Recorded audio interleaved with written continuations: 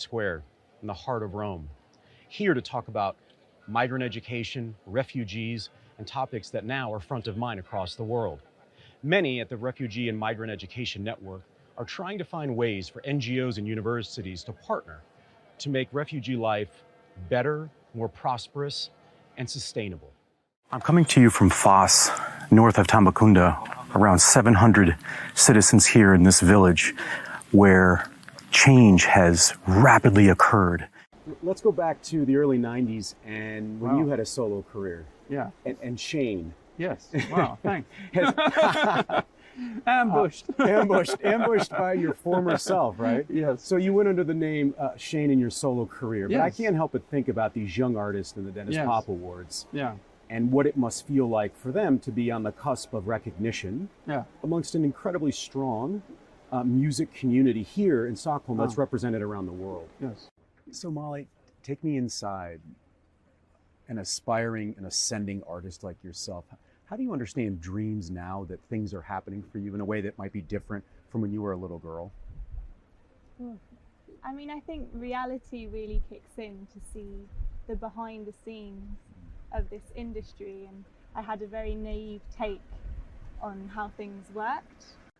Yeah, you mentioned this off air. It was so fascinating. I want to make sure we touch on it, and I think that's what you're maybe leading to, which is you shared the story about Mick Jagger or Bon Jovi, that if you come in and in essence you extract or you pull out the very essence of who they are just for the effort of a song, now we've lost as an audience the very thing that we might love about that artist. Yeah.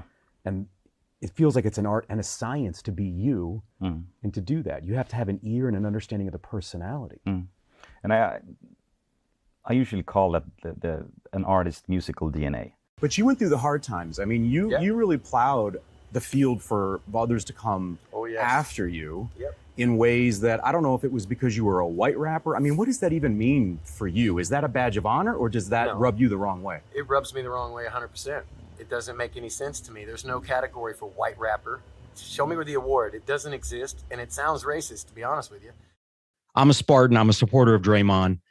He gets all this flack, right? Because deservedly so. Right, he gets this flack where they're saying, look, Draymond, you just had a rough game. You guys just lost, and you're worried about your podcast, right? Yeah. So I want to use that as the backdrop. Let's talk a little bit about 84 and when you were coming up. You know, back then, I saw athletes, you guys were like representing local car dealerships or banks in Philadelphia, right? You weren't businessmen in the same way they are today.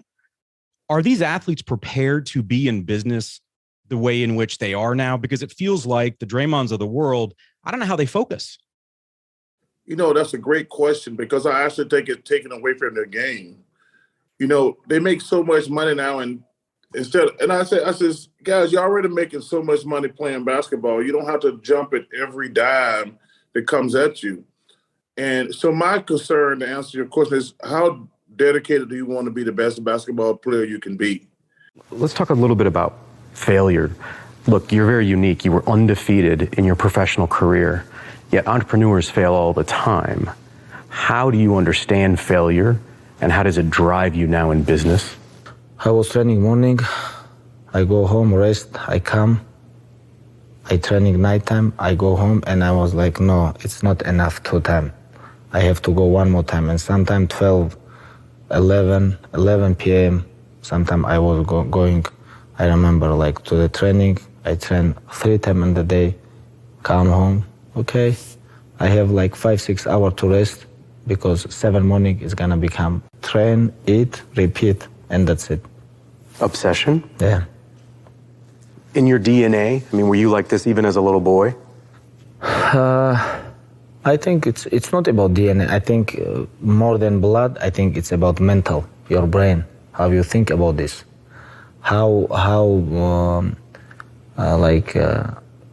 There is like, you want this or no. There is not like 50-50.